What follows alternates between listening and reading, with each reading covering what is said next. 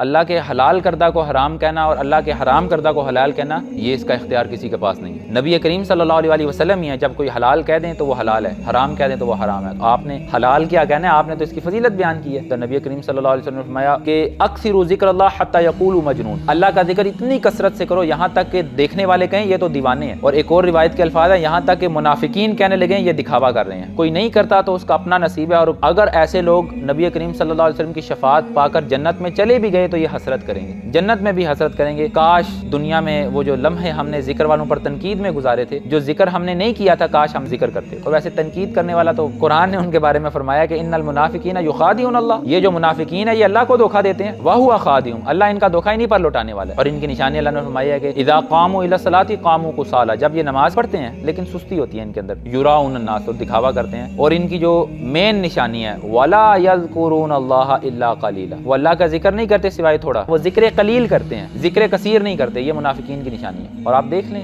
آپ کو منافقین ڈیٹیکٹ کرنا بڑا آسان ہے، آپ کو لیے آسانی سے آپ دیکھ سکتے ہیں کہ جو لوگ اللہ کے ذکر سے روکتے ہیں تو ان کے بارے میں سمجھیں، اللہ تعالیٰ ان کو ہدایت عطا فرمائے، ان کو دعا کر سکتے ہیں ہم ان کے لیے، ان کو سمجھا سکتے ہیں، اس سے زیادہ نہیں۔ ہفتہ وار لیکچر میں شرکت کے لیے اپنے قریبی برہانیہ کے سینٹر میں تشریف لائیں۔ اللہ ہمیں اپنے عقائد کی اصلاح کی توفیق عطا فرمائے، آمین۔